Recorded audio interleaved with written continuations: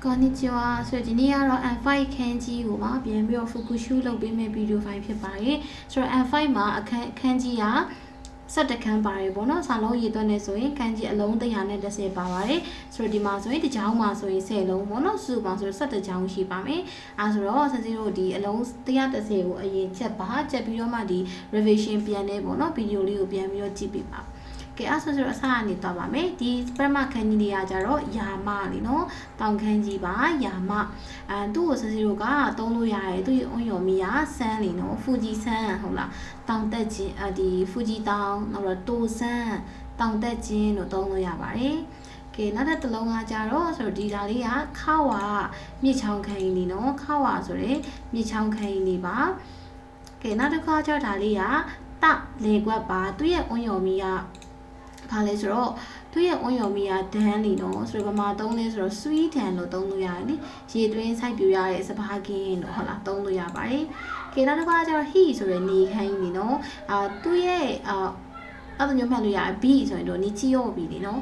ရှင်းနေနောက်နေတနင်္ဂနွေလီနော်နီချီယောဘီသုံးလို့ရတယ်။ကေနောက်တစ်ခါနီအနေနဲ့သုံးရင်ဒီခိုင်းကနီဟွန်လီနော်စာမကြက်ရင်ဂျပန်မရဘူးလို့ပြောတယ်နီဟွန်ဂျပန်လေးနဲ့သုံးလို့ရပါတယ်။ကဲဒီခိုင်းလေးကကြတော့လခန်းကြီးလကိုစကီလို့ခေါ်နေနော်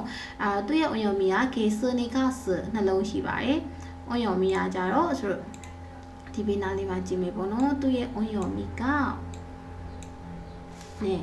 သူ့ရဲ့အုံရော်မီကကြတော့ကေစနေ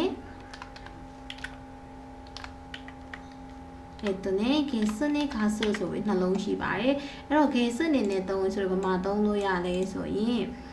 ခုံကေစဟုတ်လားဒီခုံကေစကေစယောဘီဟုတ်လားဒီကေစယောဘီတနင်္လာနေ့သုံးလို့ရတယ်ခုံကေစဆိုရင်အဓိပ္ပာယ်ကဒီလဆိုတဲ့အဓိပ္ပာယ်လေးနော်โอเคပြီးလို့ရှိရင်ဆိုတော့ဘာရှိအောင်မလဲနောက်တစ်ခါကျတော့ဂါစပေါ့နော်ဂါစအနေနဲ့သုံးရင်ဆိုတော့လာကိုရေးသွားတဲ့ခါမှာလေအချီဂါစနီဂါစအဲ့လိုသုံးလို့ရပါတယ်ကဲနောက်တစ်ခါကျတော့ဆိုတော့ဒါမီးလေနော်မီးကိုကျတော့ဟီလို့ခေါ်ရလေမီးခန်းကြီးကိုဟီလို့ခေါ်ပါတယ်အဲ့တော့ဒီမီးခန်းကြီးကသူ့မှာအုံရော်မီရှိရဲသူ့ရဲ့အုံရော်မီကဘာလဲဆိုတော့ခပါဆိုတော့မှသုံးလို့ရတယ်ဆိုတော့ခါရော့ဘီဆိုပြီးတော့ဒါခါရော့ဘီပေါ့နော်အင်္ဂါနေ့သုံးလို့ရပါတယ်အဲ့ဒါပြီးလို့ရှိရင်ခကြီးမီးလောင်မှုလေးသုံးလို့ရတယ်လေနော်မီးလောင်မှုသုံးလို့ရတယ်ပြီးလို့ရှိရင်ခဆန်းလားမီးတောင်လေနော်ခဆန်းမီးတောင်ဆိုပြီးတော့တူနေခဆန်း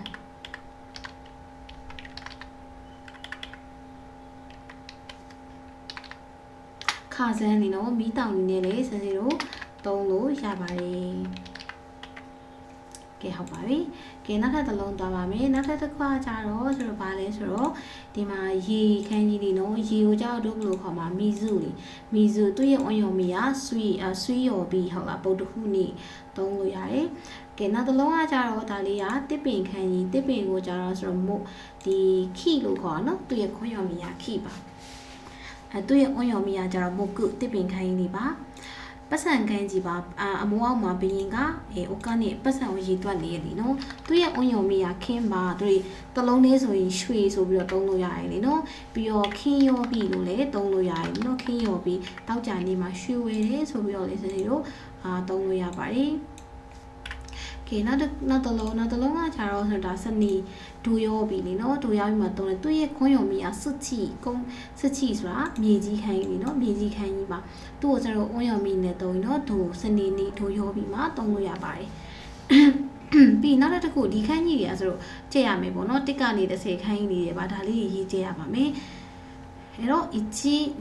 3 4 5 6 7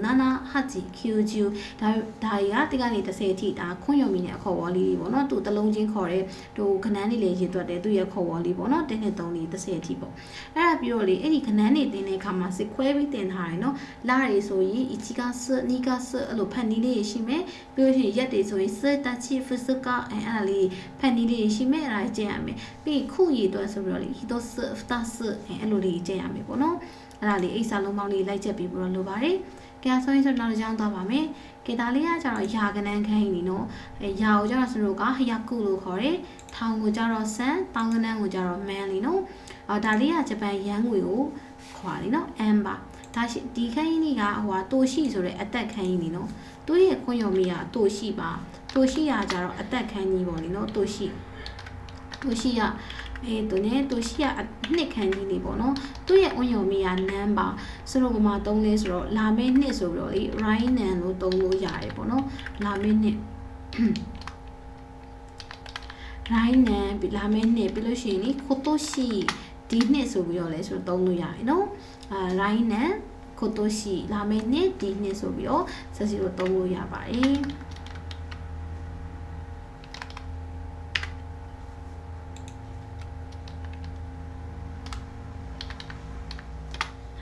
right nan ရဲ့ခိုတိုရှိရဲ့ဒီစာလုံးနှလုံးသုံးလို့ရတယ်ပေါ့လေနော်ဆိုတော့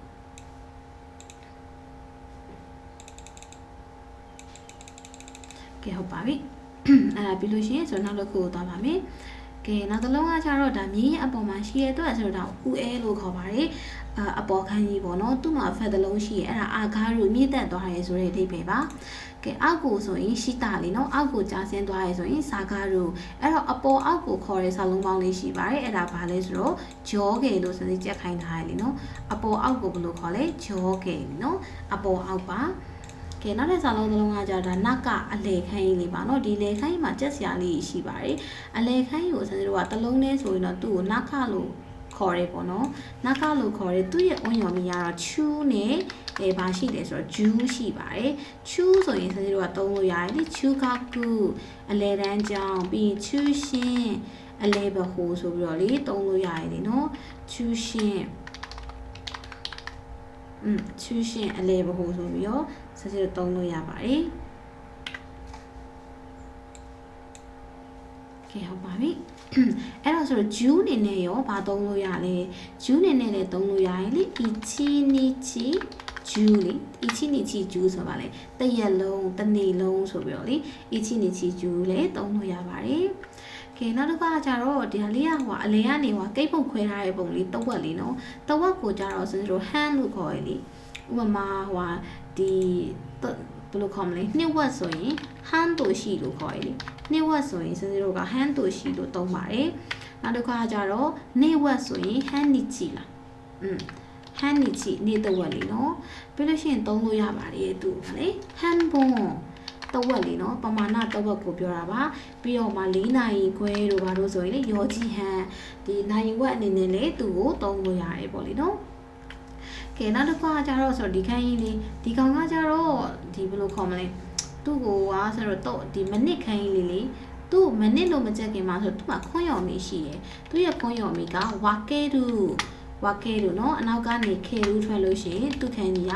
ဝါကဲရူဖြစ်ပါမယ်အနောက်ကနေခါရူထွက်ရင်တော့ဘာဖြစ်သွားမှာလဲဆိုတော့ဝါကာရူเนาะဝါကာရူရဲ့အဓိပ္ပာယ်ကကြတော့စေတော့နားလေတယ်ဆိုတဲ့အဓိပ္ပာယ်ပါအဲ့တော့ဒီလိုခန်းကြီးနောက်မှာခေရူထွက်တာလားခါရူထွက်တာလားဆိုပြီးတော့တို့ကြည့်ရမယ်ပေါ့နော်အဲ့ဒါပြီးတော့ဆိုတော့သူ့ရဲ့သူ့ရဲ့ခွန်းယော်မီကလေ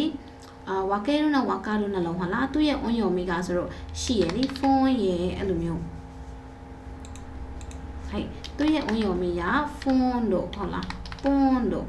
ဘွန်းလို့ဆိုပြီးတော့ရှိရလေအဲ့တော့ဆိုဖုန်းလို့ဘွန်းလို့ပွန်းလို့ဆိုပြီးတော့ရှိရအဲ့တော့ဆိုဖုန်းနဲ့ပွန်းကကြဘာမှသုံးတာလဲဆိုတော့မိနစ်မှသုံးတာဟုတ်လားဘွန်းဆိုရင်ဒါဒီဟိုဂျူးဘွန်းနာတော့ဘာလို့လေလုံလောက်တဲ့နေရာမှာသုံးပါတယ်ကဲနောက်တစ်ခုသွားပါမယ်နောက်တစ်ခါကျတော့ဟီတိုဆိုတဲ့လူခန်းကြီးပါ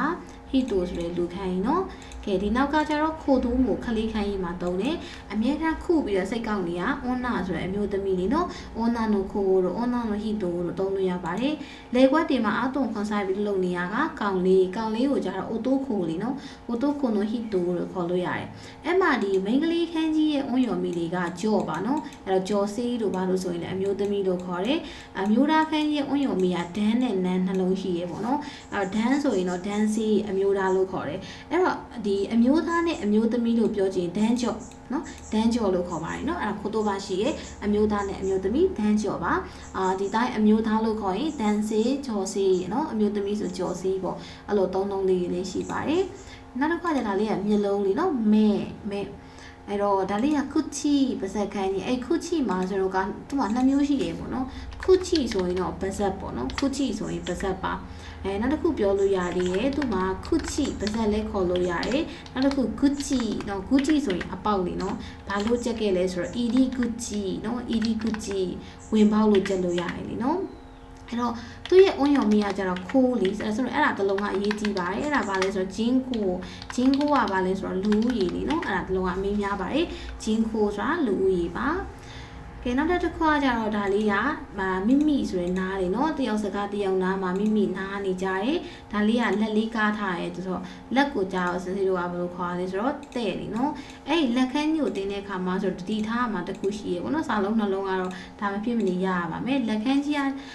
ကိုအပေါ်ခန်းကြီးနဲ့ပေါင်းတဲ့အခါမှာဆိုတော့ဂျောစုနာဆိုပြီးတော့ဖြစ်သွားတယ်နော်အဲ့ဒါလေးတတိထားပါအမေလို့ကောင်းပါတယ်ဂျောစုနာပါအဲ့တော့အောက်ခန်းကြီးနဲ့ပေါင်းလို့ရှိရင်ဆိုတော့ဟေတာနာလို့ခေါ်ပါတယ်နော်ဟေတာနာနော်အဲ့နှလုံးတော့ချက်ပေးရပါမယ်ကဲနောက်တစ်ခါကျတော့ဒါလေးကအာရှိဆိုတဲ့ခြေထောက်ခန်းကြီးနေနော်အာရှိဆိုတဲ့ခြေထောက်ခန်းကြီးဖြစ်တယ်အာရှိဆိုတဲ့ခြေထောက်ခန်းကြီးကိုချက်တဲ့အခါမှာနောက်သူ့ရဲ့ခွန်းရော်မီဒိဗ္ဗေတစ်ခုရှိတယ်အဲ့ဒါဘာလဲဆိုတော့တာရီတုလုံလောက်တယ်လीနော်လုံလောက်တယ်ဆိုတဲ့ဒိဗ္ဗေပါကဲဒါလေးကကျတော့ချိကာရာဆိုတဲ့ခွန်အားခန်းကြီးနေပေါ့နော်ဒါလေးကတော့တည်ဟုတ်အဖေချစ်လေးအဲ့တော့အိုနဲ့ဆန်ချာမှာဒီခန်းကြီးကိုတွေ့လို့တွေကအိုတိုးဆန်လို့ဖတ်ပေးရတယ်နော်ဒါလေးကတော့ဟာအိုနဲ့ဆန်ချာညှက်လိုက်ရင်အိုကားဆန်ဖြစ်သွားပါတယ်ဒါလေးကစခိအရင်လေးနော်အရင်ဒါလေးကဥမာတွေလူမွေးဖွားဒီအဲ့တော့ဒီနှလုံးပေါင်းလိုက်ဆိုတော့ဘာဖြစ်လာမှာလဲစန်းစဲဖြစ်လာမယ်နော်စန်းစဲဖြစ်လာပါမယ်ဒါလေးကမာနဘူးဟုတ်လားဒီခန်းကြီးလေးကဆိုတော့သူနဲ့မာနဘူးရဲ့အဓိပ္ပာယ်ကဟိုစာလေးလာစီးဘူးလေဆိုတဲ့အဓိပ္ပာယ်ပါအဲ့တော့အိတ်ကထွက်လာတဲ့ခန်းကြီးလေးကကျတော့ဂါကုပေါ့နော်ဂါကုလို့သူနဲ့ဂါကုလို့ဂါတိုဆိုပြီးထွက်လာတယ်ဂါကုဆိုရင်ဆိုတော့ဘာချက်လို့ရလဲဆိုတော့ဒိုင်းဂါကုတက္ကသိုလ်ချက်လို့ရတယ်ပေါ့နော်ဒိုင်းဂါကုအဲ့တော့ဒိုင်းဂါကုဆိုရင်တော့တက္ကသိုလ်ပါဟုတ်ပြီအဲ့တော့ဒီနောက်ကခန်းကြီးလေးကခိုးပါအဲ့ဒီနှစ်ခုပေါင်းလိုက်ရင်လေဘာဖြစ်သွားလဲဆိုတော့သူကဂါကုဖြစ်သွားပါတယ်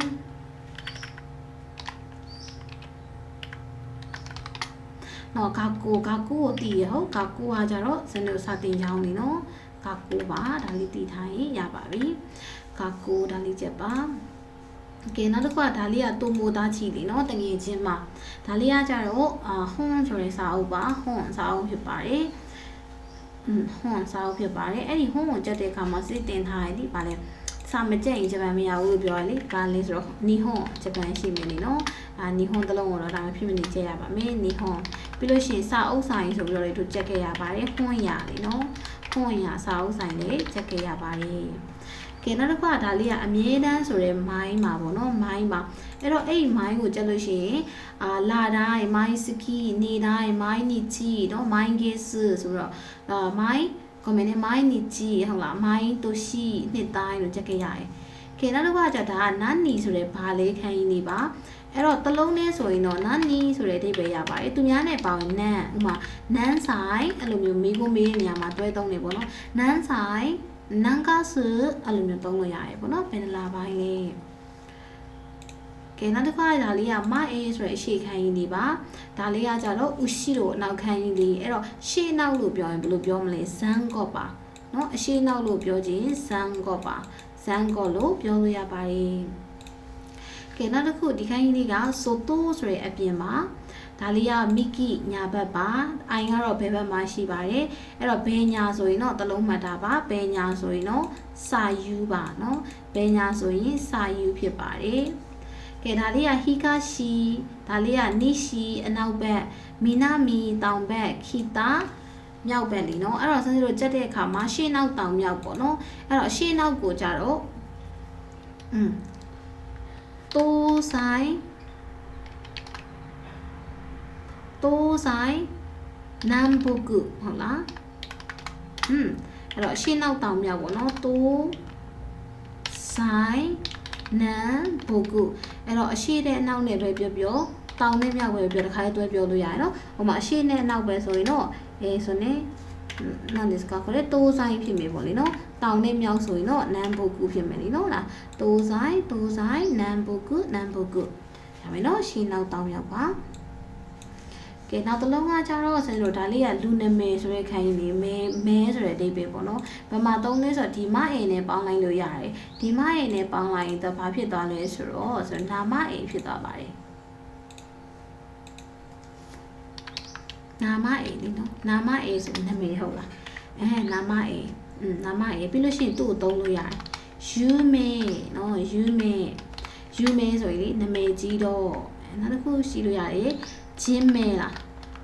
ဂျင်းမဲဆိုရင်လူနာမည်ဆိုတဲ့အဓိပ္ပာယ်လीနော်အဲ့တော့ဒီမဲဆိုရင် तू ကအရှိခိုင်းနဲ့ပေါင်းလိုက်တဲ့အခါမှာနာမအိမ်အဲ့တော့နာအနေနဲ့သုံးပေးရတယ်အခါကျတော့နာမအိမ်ဆိုရင်ဒါနာဖြစ်သွားမယ်နော်နာမအိမ်ဟုတ်ပြီကဲနာအနေနဲ့ဆိုနာမအိမ်ကျလို့ရတယ်မဲအနေနဲ့ဆိုရင်ဆန်စီတို့ကယူမဲနာနေလိုက်နော်နာမည်ကြီးတော့ကဲလူနဲ့ပေါင်းလိုက်လို့ရှိရင် तू ကကျတော့ဂျင်းမဲလူနာမည်ဖြစ်သွားတယ်နော်လူနာမည်လေးပါ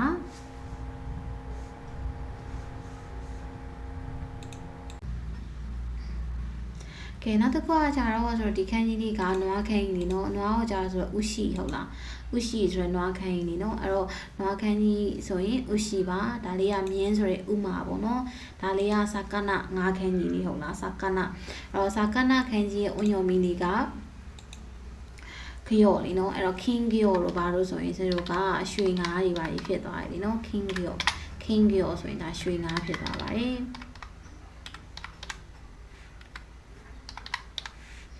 king ကျော်ဆိုရင်ဒါရွှေငါးပေါ့လीနော်ကဲနောက်တစ်ခါကျတော့ဆိုဒါလေးကကိုင်းဆိုတဲ့ခယူလေးအဲ့တော့ခယူဝဲမျိုးလုံးကနေတေချာကြည့်ပြီးတော့ဝဲဆိုပြီးတော့သူချက်ခဲ့ရတယ်ကိုင်းကခယူဒါလေးကအမေဆိုတဲ့မိုးလीနော်အမေအိုးအမေဆိုမိုးကြီးရေဆိုတဲ့အဓိပ္ပာယ်ဒီနှလုံးကကျတော့တန်းခိယာရီဥဒုမှာသုံးတယ်လीနော်တန်းခိဆိုရင်ယာရီဥဒုရှိပါမယ်နှလုံးတွဲပြီးတော့မှတ်မယ်နော်တန်းခိယာရီဥဒုပါကဲနောက်တစ်ခါကျတော့ဒါလေးကခူရူမာကားလေးနော်လမ်းရဲ့ဘယ်ဘက်မှာရောညာဘက်မှာရောကားကြီးပြည်နေခူရူမာအဲ့တော့ခူရူမာကန်ကြီးလေးကလေသူ့ရဲ့အွန်ယုံမီလေးကဘာလေးရှလေးနော်ဟုတ်လားသူ့ရဲ့အွန်ယုံမီလေးကဆိုရရှပါကားခန်းကြီးအွန်ယုံမီလေးကရှအဲ့တော့ဒီဘက်မှာသုံးလို့ရတယ်ဆိုတော့ဒင်းရှလေးနော်ဒင်းရှယထာသုံးလို့ရပါတယ်ဒင်းရှနော်ယထာသုံးလို့ရပါတယ်နောက်တစ်ခါဂျီတိုးရှဒါလေးတွေကတော့ကြည့်ရမယ်ပုံလေးနော်ဂျီတိုးရှာဂျီတိုးရှာဆိုရင်ဆိုတော့မော်တော်ယာဉ်လေးနော်ဂျီတိုးရှာ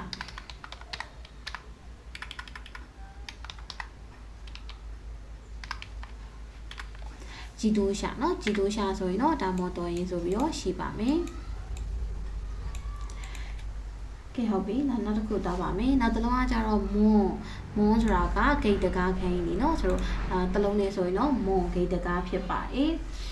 ဆမ်မွန်တို့ပါလို့ဆိုရင်ဒါအထူးပြုမိကြပါဘောเนาะဆမ်မွ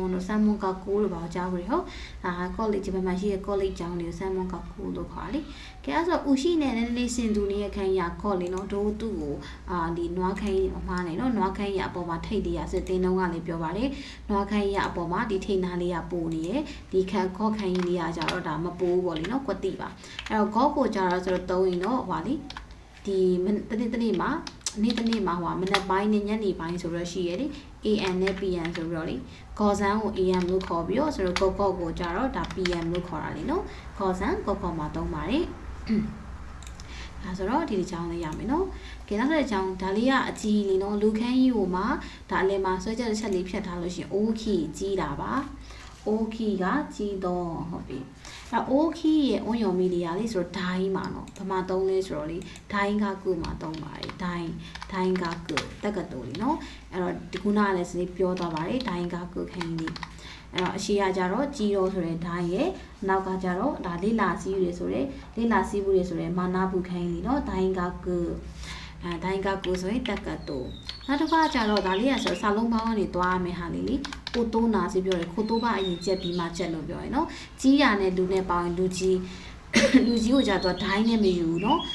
စာလုံးပေါင်းအရင်ချက်ပါအိုတိုးနာလူကြီးပါကြီးရနဲ့လူနဲ့ပေါင်းထားရယ်ပေါ့နော်အိုတိုးနာလူကြီးဒိုင်းကကုတက်ကတူတလုံးနဲ့ဆိုရင်တော့ဆိုတော့အိုခီကြီးတော့နော်အဲနှလုံးချက်ပြီးပါ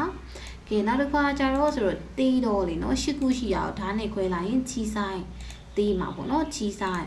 အဲ့တော့ချီဆိုင်ကလာတဲ့အွန်ယုံမီလေးကဆိုတော့ဘာရှိမလဲကဲသူ့မှာက ကဲကြည့်အောင်သူ့ရဲ့ခန်းကြီးလေးကကြတော့ချီဆိုင်နေနော်ချီဆိုင်ရဲ့အဓိပ္ပာယ်ကကြတော့တီးတော်ဖြစ်ပါမယ်ကဲသူ့ရဲ့အွန်ယုံမီယာဆိုတော့အိုလို့ရှော့လို့ခိုလို့ဆိုပြီးတော့ရှိရဲပေါ့နော်အဲ့ဒါဆိုတော့အိုသုံးရင်တော့လေအိုဂါဝါဆိုရင်ဒါဒီမြင့်ငယ်ပေါ့နော်အိုဂါဝါဆိုရင်ဒါမြင့်ငယ်သုံးလို့ရတယ်ဒါအိုသုံးရင်တော့အိုဂါဝါသုံးလို့ရတယ်နောက်တစ်ခုစင်စီတို့သူနဲ့ရှော့သုံးလို့ရှိရင်လေရှော့ကကိုတီးရောမူလာတန်းချောင်းနေမှာလေရှော့ကကိုမူလာတန်းချောင်းဆိုပြီးတော့လေသုံးလို့ရပါတယ်ရှော့ကကိုမူလာတန်းချောင်းသုံးလို့ရတယ်အဲ့တော့အိုရဲ့ရှော့ရဲ့ပြီးသွားပြီနောက်ထပ်တစ်လုံးရှိသေးရဲ့ခိုဆိုပြီးတော့သုံးလို့ရတယ်အဲ့ဒါဘာမှသုံးလဲဆိုတော့ခိုအင်းနူခွေးကလေးလေနော်ခိုအင်းနူပါခိုအင်းနူကကြတော့ဆိုတော့ခွေးကလေးဆိုတဲ့အဓိပ္ပာယ်ပေါ့နော်ဟဲ့ဒါလေးဖတ်ပေးပါချီဆိုင်ကကြတော့တီးတော်ပေါ့နော်သူရဲ့ခွင့်ရုံမီကကြတော့ချီဆိုင်တီးတော်ရှိပါမယ်အိုအနေနဲ့သုံးရင်တော့အိုဂါဝါဖြစ်မယ်လေနော်ရှောအနေနဲ့သုံးရင်တော့ရှော့ကကိုကြားဖို့ရောမူလာတန်းချောင်းလေနော်ခိုအနေနဲ့သုံးရင်တော့ဆိုတော့ခိုအင်းနုခွေးကလေးလို့အဓိပ္ပာယ်ရပါတယ်ကဲအဲဆိုတော့ကြီးရလဲပြီးပြီတေးရလဲပြီးပြီဆိုရင်နောက်တစ်လုံးသွားပါမယ်ဒီခိုင်းကြီးလေးကလေတိုက်ရင်နှစ်ထပ်လို့မြင်ကြည့်လို့ဆက်ပြောထားရင်နော်အဲ့တော့တိုက်ရင်နှစ်ထပ်ကအပြည့်ကြီးဖြစ်နေရပြီးတော့ဈေးကြီးရဲ့ပုံလေးပေါက်ပါတယ်တာကားကြီးခိုင်းကြီးလေးပါကဲနောက်တစ်လုံးကကြတော့တာကားကြီးပြီးတော့လို့ရှိရင်ဈေးကြီးတာပြီးတော့ရင်ဈေးတော်တာကိုကြတော့ဆိုတော့ရာစုကြီးလို့ခေါ်ရလေနော်သူနဲ့ဈေးတော်တာကိုဒီမှာလို့ပါဈေးတော်တာကိုကြတော့ဆိုတော့ရာစုကြီးလို့ခေါ်ရလေနော်အဲ့တော့ခုနကဈေးကြီးတာဆိုတော့တာကားဤမြေမာတော့တာကားဤဈေးကြီးတာရဲ့မြေမာတာရဲ့ဆိုပြီးတော့အတိတ်ပဲနှလုံးရှိပါတယ်သူ့ရဲ့အွန်ယော်မီကဘာလဲဆိုတော့လေဆိုတော့ခိုးပါသူ့ရဲ့အွန်ယော်မီကအဲ့တာကားဤဆိုတဲ့ခုနကလေဈေးကြီးတော့ခိုင်းလေးကသူ့ရဲ့အွန်ယော်မီကခိုးပါတို့ဘာမှသုံးလို့ရလဲဆိုတော့လေခိုးစီဆိုပြီးတော့သုံးလို့ရတယ်ဒီလားခိုးစီဆိုရင်လေဒါထက်တန်းချောင်းသားတွေကိုစင်စီတော့ခိုးစီလို့ခေါ်ပါတယ်နော်ခိုးစီလို့ခေါ်ပါတယ်နောက်တစ်ခုသုံးလို့ရပါသေးတယ်စင်စီတို့အန်တကလေကြားဝင်ဟုတ်ဆိုတော့အခန်းတက်မှာလေးတင်ပူပါတယ်အန်တကဘာဖြစ်လာလဲရန်စီမြင့်တက်လာတယ်ဟုတ်လားအန်တကလေနော်ရန်စီမြင့်တက်လာခြင်းဆိုတဲ့အဓိပ္ပာယ်လေနော်ဒါတို့ဟိုအခန်းနှစ်လောက်မှလားမသိပါတယ်လေနော်အန်တကရန်စီမြင့်တက်လာခြင်းကဲနောက်တစ်လုံးကကြောက်ဒါရာဆွေဈေးတော်တော့နော်အဲဈေးတော်ရဲဆိုတဲ့ခန်းကြီးမှာသူကရာဆွေလေနော်ဈေးတော်တော့သူ့မှာအွန်ယုံမီရှိရဲ့အဲ့ဒါဘာလဲဆိုတော့သူ့ရဲ့အွန်ယုံမီကအန်ပါအဲ့တော့အန်အနေနဲ့ကြည့်လို့ရှိရင်ဆင်ဂျိုကအန်ရှင်နော်အန်ရှင်စုလို့ဆိုရင်စိတ်ချရတယ်လုံခြုံနေစိတ်ချရတယ်ဆိုတဲ့အန်ရှင်စုလို့ကြည့်လို့ရပါတယ်နောက်တစ်ခုကအန်ဇန်နာလေးကြည့်လို့ရတယ်နော်အန်ဇန်နာလုံခြုံတော့ဆိုတဲ့အဓိပ္ပာယ်ပါအန်ဇန်နာလေးနော်အဲ့တော့အန်ဆိုရင်တော့ဆင်ဂျိုနှလုံးချက်ပေးပါအန်ရှင်စိတ်အေးဒီဆိုတဲ့အိဗယ်နော်စိတ်အေးဒီစိတ်ချဒီအန်ရှင်ဒါလေးကတော့အန်ရှင်ဖြစ်ပါတယ်အန်ရှင်ဆိုတော့စိတ်အေးဒီစိတ်ချဒီအန်ဆန်းကကြတော့လေလုံခြုံတာပါအန်ဆန်းကဘေးရန်တွေရဲ့လုံခြုံနေဆိုတဲ့အဓိပ္ပာယ်ပေါ့နော်ကဲနောက်တစ်လုံးကကြတော့စန်စီတို့ကနောက်တစ်လုံးကဘာလဲဆိုတော့ရှိတာရှိလားဟဲ့အာတာရရှိပါကွန်မန့်နဲ့အာတာရရှိကကြတော့တစ်လွင်တော့ဆိုတဲ့အဓိပ္ပာယ်လေးနော်အဲ့တော့တည့်ရရှိမှာမတည့်ရက်တယ်ဆိုပြီးတော့တင်ထားတယ်လေအာတာရရှိတစ်လွင်တာပါသူ့ရဲ့အွန်ယော်မီယာရှင်းပါဆိုတော့ဘာမှသုံးလဲဆိုတော့လေရှင်းပွန်သတင်းတစ်တွေဆိုရင်တို့တွေကရှင်းပွန်ဆိုတဲ့သတင်းစာကနေကြားရလေနော်ရှင်းပွန်သတင်းစာကြားလို့သုံးလို့ရတယ်ပြီးတော့လေ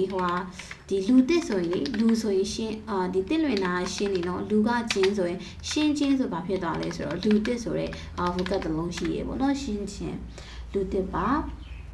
ကဲနောက်တစ်လုံးသွားပါမယ်နောက်တစ်ခါကျတော့ဆိုတော့ဒါလေးက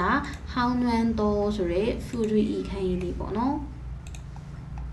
ဟဲ့နောက်တစ်လုံးကကြတော့ဆိုတော့ဒါဖူရီပါဇက်ကနေ10ခါတောင်ပြောနေရကြားတာဟောင်းနေပြီဖူရီဒါလေးကဘီးနဲ့တူတယ်နော်စပင်အရှည်ကြီးကိုဖီးရဲဆိုပြီးစစီကြက်ခိုင်းတာတယ်အဲ့တော့ရှည်လျားတာကိုစစီတို့က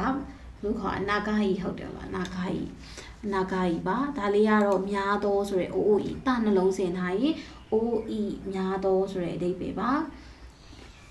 ကဲအဲ့တော့အဲ့ဒီ OE ကိုဆိုတော့နောက်မှာနောက်တစ်လုံးထပ်ကြည့်မယ်နော် OE ကများတော့ဒီခန်းကြီးလေးကကြတော့ခုနကဒါလေးကချီးဆိုင်ဟုတ်လားတေးရဆိုတဲ့ခန်းကြီးလေးဟုတ်လားတေးရဆိုတဲ့ခန်းကြီးလေးကိုမှအောက်ကထပ်ဖြတ်လိုက်လို့ရှိရင်ဘာဖြစ်သွားလဲဆိုတော့ စကူနိုင်တို့နော်စကူရှိတို့အနောက်ကနေပြီးတော့9ထွက်လို့ရှိရင်လေစကူနိုင်ဖြစ်ပါတယ်တော့ねရှိထွက်လို့ရှိရင်တော့ဒီနောင်းနေနဲ့သုံးရင်တော့စကူရှိပေါ့နော်အဲ့တော့စကူရှိနောက်ကရှိထွက်ရင်တော့စကူရှိအနေငယ်ဆိုတဲ့အဓိပ္ပာယ်ပါအဲ့တော့ဒီလိုသူတို့နှလုံးကိုပေါင်းလိုက်လို့ရှိရင်လေဆိုတော့တာရှောဆိုတဲ့အဓိပ္ပာယ်ရှိရေပေါ့နော်တာရှောသူ့ရဲ့နှလုံးပေါင်းလိုက်လို့ရှိရင်ဒါလေးကတာရှောရဲ့အဓိပ္ပာယ်ကအနည်းငယ်ဆိုတဲ့အဓိပ္ပာယ်ပေါ့နော်တာရှောအနည်းငယ်ဆိုတဲ့အဓိပ္ပာယ်ပါကဲဟုတ်ပါပြီနောက်တစ်ခုသွားပါမယ်နောက်တစ်လုံးအားကျတော့ဆိုတာလေးက higher e လीနော်မြန်တော့ higher e ပါစေကုသတင်ပါလိသူ့ရဲ့ဒီအွန်းရော်မီလေးပြောဖို့ကြံခဲ့တယ်နာဂါရဲ့အဓိပ္ပာယ်ကရှေးလျားတော့ဟုတ်လားသူ့ရဲ့အွန်းရော်မီလေးကဘာလဲဆိုတော့ချောလीနော်ချောဘမှာသုံးလဲဆိုတော့လေဒီ position တစ်ခုခုမှာအထက်လူကြီးเนาะ position မြင့်တဲ့နေရာမှာရှိရဥပမာဆိုတော့ကျောင်းဆိုရင်ဂါကုဟုတ်လားဒိုင်းဂါကုတော့မှာတုံးနေဂါကုချောထားလိုက်ပါတော့အဲ့တော့ဒိုင်းဂါကုမှာတက္ကသိုလ်တွေမှာအကြီးဆုံးဂါကုချောကပေါမုခလေးเนาะပြီးလို့ရှိရင်ခိုးချောလဲတုံးလို့ရတယ်အဲ့တော့ခိုးကဘယ်ကလာတဲ့ခိုးလဲဂါကုကိုစာတင်ကျောင်းနေเนาะအဲ့တော့ခိုးချောဆိုရင်စနေတို့ကကျောင်းအုပ်ပါเนาะအဲ့လိုမှတ်လို့ရတယ်ခိုးချောဆိုရင်ကျောင်းအုပ်ပြီးတော့နောက်တစ်လုံးထပ်မှတ်လို့ရတယ်ရှာချောเนาะရှာဆိုတာဘယ်ကလာခိုင်းရှာလာတဲ့ရှာအဲ့တော့ကုမ္ပဏီမှာအကြီးဆုံးကတတိပေါ့เนาะရှာချောအဲ့လိုလေးချက်ပါဂါကုချောဆိုရင်ပေါမုခလေးเนาะဒိုင်းဂါကုတို့ဘာလို့မှအကြီးဆုံးကပေါမုခပါပြီးလို့ရှိရင်ခိုးချောဂါကုတို့မှာကျောင်းမှာအကြီးဆုံးကတော့ကျောင်းအုပ်ပေါ့ရှာချောဆိုရင်ကုမ္ပဏီမှာအကြီးဆုံးကတော့တတိလေးเนาะဟုတ်ပြီအဲ့ဒါလေးဘာတွဲဖက်ပေးပါပြီးတော့ higher e မြန်တော့ပေါ့နော်စောတော့ကိုမင်းနဲ့စောတော့ဟုတ်ပြီနောက်တစ်ခုသွားပါမယ်အဲ့တော့လူတစ်ယောက်ကလေသူသွားမဲ့လမ်းကြောင်းကိုသွားပါလှုပ်ထားပြီးတာလေဖောက်ထားပြီးတာအဲ့သွားတာကိုကြာဆိုတော့ ikimas လေနော် ikimas လို့ခေါ်တာပေါ့သူ့ရဲ့ on your mi လေးကဒါလေးကသွားသည်ဆိုတော့ ikimas ခန်းကြီးလေးပါသူ့ရဲ့ on your mi လေးကခိုးလေနော်ဘယ်မှာသုံးလဲဆိုတော့လေ ginko ဆိုရင်လေဘန်လေနော် ginko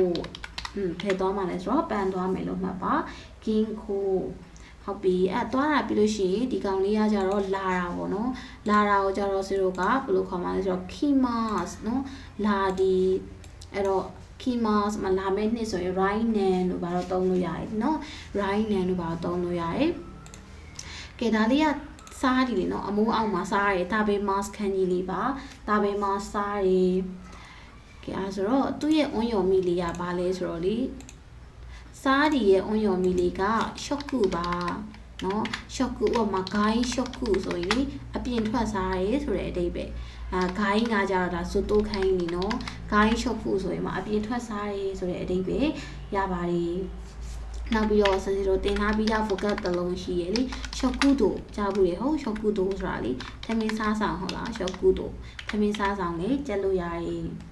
နောက်တစ်ခုကကြတော့ shokku လျောဟင်းဆိုတဲ့ vocab တစ်လုံးရှိရပေါ့နော်ဆိုတော့ဒါ and form မှာပြန်ပြီးတော့သုံးလို့ရပါတယ် shokku လျောဟင်းရဲ့အဓိပ္ပာယ်ကစားတောက်ကုန်ပစ္စည်းဆိုတဲ့အဓိပ္ပာယ်ပါနော် shokku လျောဟင်းစားတောက်ကုန်ပစ္စည်းဆိုတဲ့အဓိပ္ပာယ် and form မှာပြန်ပြီးသုံးတာဆိုတော့လေဆိုတော့ဒါလေးတစ်လုံးမှာထည့်ပြီးတော့မှတ်လိုက်ပါမယ်ဒါပေမဲ့ဆိုရင်စားတယ်သူရဲ့ on your mi ကကြတော့ shokku လीနော်အဲ့တော့ shokku ဆိုရင် gai shokku အပြင်ထွက်စားတာတို့ shokku တို့သမင်းစားဆောင် shokku လျောဟင်းဆိုရင်စားတောက်ကုန်ပစ္စည်းဆိုပြီးတော့လေဆိုတော့ဒီလိုလေးကျက်လို့ရပါတယ်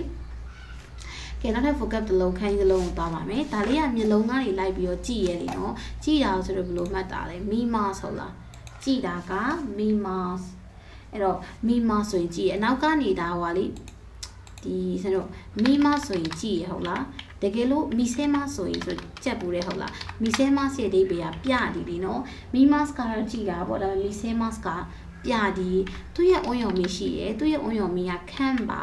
အဲ့တော့ဘာမှသုံးလို့ရလဲဆိုတော့လေလာကြည့်ရှုတယ်ဆိုတဲ့ vocab လေးကိုမှတ်ပါခန့်ကာကုပါနော်လေလာကြည့်ရှုတယ်ဆိုရင်ခန့်ကာကုလုပ်တယ်ခန့်ကာကုဆိုတော့လေလာကြည့်ရှုတယ်ဆိုတဲ့အဓိပ္ပာယ်မှာ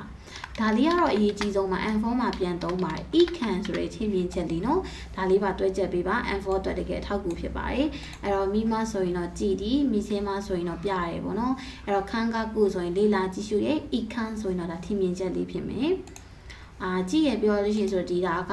လူရဲ့ပြောင်းပြန်လीနော်လူရဲ့ပြောင်းပြန်ဆိုရင်ဝင်မှာပေါ့ဝင်တာကိုကြတော့ဆိုတော့ဒီခိုင်းရအတိတ်ပဲနှလုံးရှိရဝင်တာနဲ့ထည့်တာပေါ့နော်အဲ့တော့သူဘာနဲ့အဆုံးသက်မှာလဲ high ed မှာဆိုရင်တော့ re မှာဆိုရင်တော့ဝင်တာပေါ့နော် e ထဲမှာဆိုရင်တော့အနောက်က re မှာထွက်ရင်တော့ဒါမဝင်တော့ဘူးထည့်မှာပေါ့နော်မတူဘူးနော် high ed မှာဆိုရင်ဝင်နီ e ထဲမှာဆိုရင်တော့ထည့်တာဖြစ်တယ်အဲ့တော့ဆိုကြက်လို့ရတယ်လေ ed ကုကြည့်အရှိခုနမှာလဲဆိုပြောသွားတယ် ed ကုကြည့်ဆိုရင်ပါလဲဝင်ပေါက်လေနော်ခုနပါဇက်ခိုင်းတင်တော့ကပြောတယ် ed ကုကြည့်လေနော် ed ကုကြည့်ဆိုတာဝင်ပေါက်လို့သူကြက်လို့ရပါတယ်ねနောက်တစ်ခါကြတော့ဆိုတော့ဟွာနယူကကုဆိုပြီးတော့ကြားဘူးလားနယူကကုအဲ့ချတ်တော့ねနယူကကုစုလို့ဆိုရင်ကျောင်းဝင်ဒီဆိုတဲ့အဓိပ္ပာယ်ပါကဲနောက်တစ်ခုတောင်တစ်ခုဆင့်ထားတဲ့ဟာဆိုရင်ဒါထွက်တာပေါ့နော်ဘယ်ကနေထွက်မှာဆိုတောင်ဘက်ပေါက်ကနေထွက်မယ်လို့မှတ်ပါသူကထွက်တာနဲ့ထပ်တာနှလုံးရှိပါတယ် focus ကအဲ့တော့ထွက်တယ်ဆိုရင်တော့ဆိုတော့ demas ပေါ့လीနော်အဲ့လို mass လေးနဲ့စုံမယ်ထပ်တယ်ဆိုရင်တော့ dashimas ပါ dashimas ဆိုရင်ဆိုတော့ဒီမထွက်တော့ဘူးเนาะထပ်တာဖြစ်သွားပြီဟိုမှာစာရွက်စာတမ်းလေးထပ်တာတော့အဲ့လိုမျိုးမှတ်လို့ရပါတယ်ကဲနောက်တစ်ခါကျတော့ဒါလေးကလူတစ်ယောက်ကခြေထောက်နှစ်ဖက်ကနေမတ်တရက်နေရဆိုတော့ pachimas ခံကြီးလေးပါကဲဒါလေးကကျတော့နေပုံလေးကိုဆွဲမယ်ရေးမယ်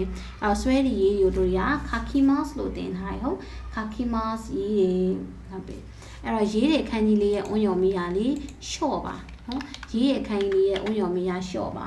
တို့ဒီဘာချက်လို့ရမလဲဆိုရင်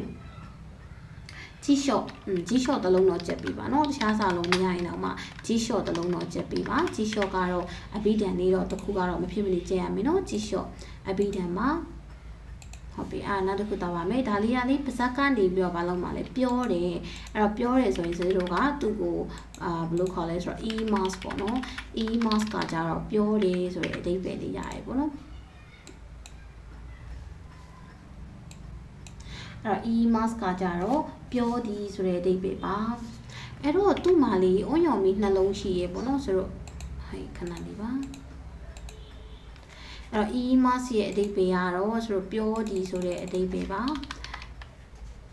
သူ့ရဲ့အွန်ရော်မီကလေးစမ်းစီတို့ဂန်းဆိုပြီးတော့ရှိပါတယ်ဂန်းရယ်ခွန်ရယ်ဆိုပြီးတော့ရှိပါတယ်အဲ့တော့ဆိုတော့ဂန်းကိုကြက်မယ်ဆိုရင်တော့လေခိုတိုးပါပဲအရင်ကြက်ပေးပါပေါ့နော်ဂန်းကိုဟုတ်ပြီဂန်ကိုဆိုရင်ဒါဘာသာစကားလူကောကဘာသာစကားလေးเนาะ日本語မြန်မာကိုဒီအိကိုဆိုတာဘာသာစကားလေးအဲ့တော့ဂန်ကိုရဲ့အဓိပ္ပာယ်ကလေဘာသာစကားပါပဲအဲ့တော့ဂန်အနေနဲ့ကြရင်เนาะဂန်ကိုဘာသာစကားပါခေါအနေနဲ့ကြရင်ဟိုဂေါအနေနဲ့ကြရင်တော့လေဒန်ဂွန်ရဲ့အဓိပ္ပာယ်က message ပါเนาะ message ပါဒန်ဂွန်ရဲ့အဓိပ္ပာယ်ကကြတော့စစီတို့ message ဖြစ်ပါတယ်ကဲနောက်တစ်ခုတောက်တာเนาะတောက်တာပြီးလို့ရှိရင်နောက်မှဒီလိုတွဲလုံးလေးပါနေတာဒီစားတာပေါ့နော်ဒီရှေ့ရစိတ်ပိုင်းလေးရဆိုတော့ဒီရှေ့ရစိတ်ပိုင်းလေးရတာပဲ mask နဲ့တူပါတယ်ဒီနောက်ကတွဲလုံးလေးပါတာဆိုတော့စားတာပြီးဆိုဘာလို့မှလဲတောက်မှလေးနော် normal mask ခန်းကြီးလေးပါကဲနောက်ဆုံးတလိုင်းမဲ့ကြံပါတော့ဒါလေးကကြတော့ဒီရှေ့ရခန်းကြီးလေးရဆိုတော့ပြောတယ်လေနော်ဒါကကြတော့ထောင်ပေါင်းများစွာစကားကိုထောင်ပေါင်းများစွာဘာလို့မှလဲပြောမှာအဲ့တော့စကားပြောတာကိုစင်စီတို့က hana shimas လို့ခေါ်ရဟုတ်စကားပြောတာဆိုတော့ hanashimas လို့ခေါ်တယ်သူ့ရဲ့အွန်ယော်မီကကွန်မန့်နဲ့ hanashimas ဆိုစကားပြောတယ် hanashi ဆိုရင် noun ဆိုရင်တော့ hanashi ဆိုတဲ့အဓိပ္ပာယ်ပေါ့နော်စကားဆိုတဲ့အဓိပ္ပာယ်ပေါ့နော်သူ့ရဲ့အွန်ယော်မီကကြတော့လေဝပါသူ့ရဲ့အွန်ယော်မီကဝဘယ်မှာသုံးလဲဆိုတော့ဒန်ဝကြားဖို့ဟုတ်တယ်လီဖုန်းလေးနော်ဒန်ဝသုံးလို့ရတယ်နောက်ထပ် focus တစ်လုံးကကြတော့ကိုင်းဝတို့ဒီအခန်းတိုင်းမင်းနာနိုနီဟောင်ကောင်မှာကိုင်းဝါကပါတယ်လေနော်ကိုင်းဝါဆိုတာစကားပြောဒါလေးတော်တော်မေးတာများရင်နော်ဒီစကားပြောရဆိုတဲ့ခန်းကြီးကြီးကတော်တော်မေးရများပါတယ်ကဲဆိုရင်ရမယ်နော်နောက်ထပ်တစ်လုံးသွားပါမယ်အဲ့တော့ဒီရှေ့ကနေပြီးတော့ပြောရဆိုတဲ့အစိတ်ပိုင်းပါပဲနောက်ကဒီရောင်းနေဆိုတဲ့ဈေးရောင်းနေဆိုတဲ့ခန်းကြီးလေးပေါ့နော်ဒါကကြတော့လေဆိုတော့သတိပြန်ပြောပြပါမယ်ဒီရှေ့က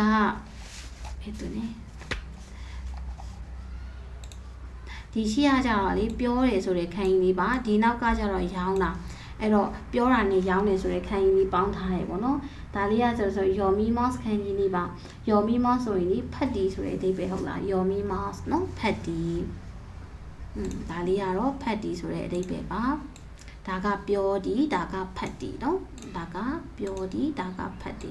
ကဲဒါလေးကကြတော့သူပြောတာနဲ့စားတယ်ကဲဘယ်နှမျိုးပြောနိုင်လဲဆိုတော့ဒီနောက်ကခန်းကြီးလေးကကြတော့လေ9ခန်းကြီးလေးနော်အဲ့တော့ဘာသာစကား9မျိုးကိုပြောနိုင်တယ်အဲ့တော့ဒီသူကဘာသာစကားဖြစ်တဲ့အတွက် God ပေါ့နော်ပမာသုံးလဲဆိုတော့အေး God တို့နီဟွန် God တို့ချူ God ကူ God တို့သုံးလို့ရပါတယ်ဒီလိုစာလုံးလေးမှာ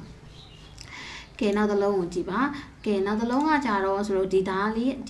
ခိတ်တကားလေးနော်ခိတ်တကားအကြားမှာနေရှိပါတယ်အဲ့တော့အကြားကိုဆိုတို့ကအာဟိတလို့ခေါ်ပါတယ်အာဟိတနောက်ထပ်တစ်လုံးလေးဆိုတော့မှတ်ပေးပါ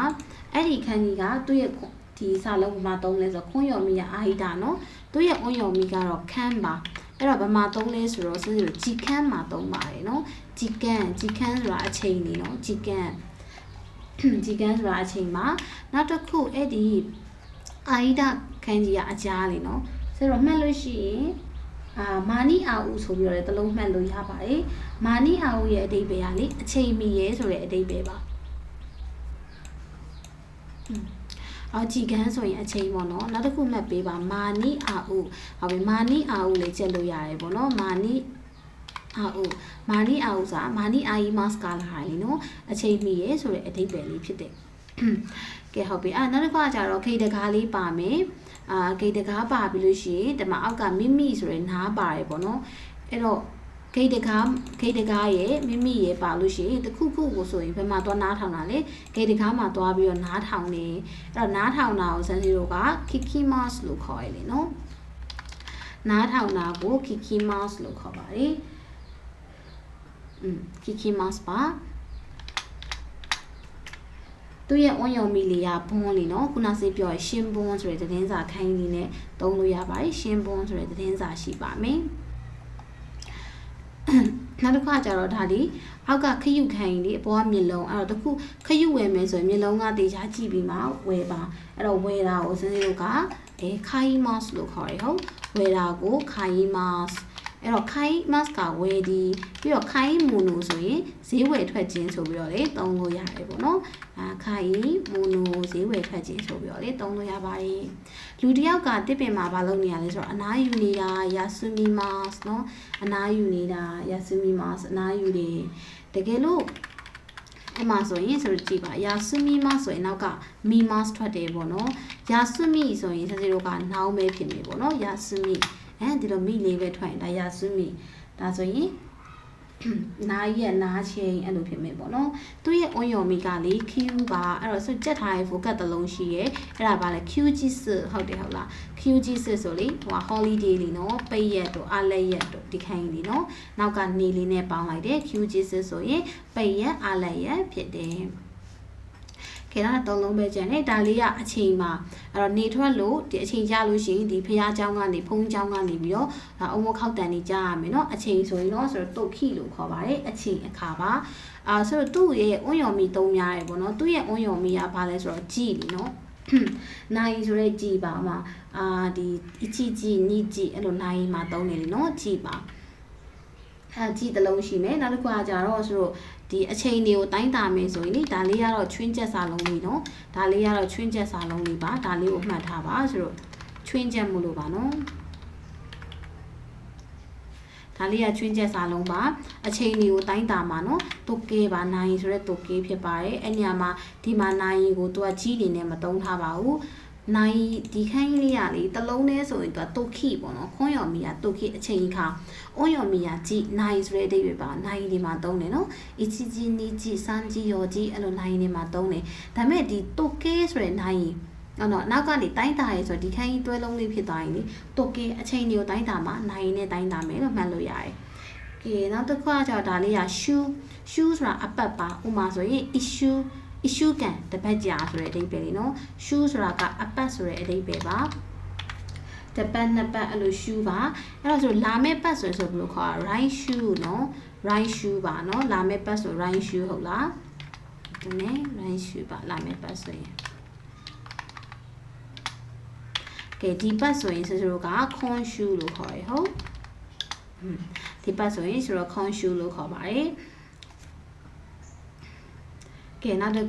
ခါကြတော့ဆိုတော့ဒီခန်းကြီးလေးကဘာလဲဆိုတော့လမ်းလीနော်အဲ့တော့ကိုသွားမဲ့လမ်းကိုဘာလုပ်ပါလဲဆိုတော့ကိုတိုင်းဖောက်မယ်ဆိုတဲ့အိဗယ်အဲ့လမ်းရဲ့အိဗယ်ကဆိုတော့မိချိပါနော်လမ်းကိုကြတော့ ဆိုတော့မိချီလို့ခေါ်ပါတယ်အဓိကကတော့အဲ့ဒီဟိုဟာသူ့ရဲ့ခွန်းရော်မိကအဓိကပဲပေါ့နော်ဒီဟာလေးကခွန်းရော်မိရထားရင်ရပါပြီကျန်တာလေးတွေကဒီ N5 မှာဒီလောက်ပြန်ပြီးတော့တည်ထားရင်နော်ရပြီပေါ့လေနော်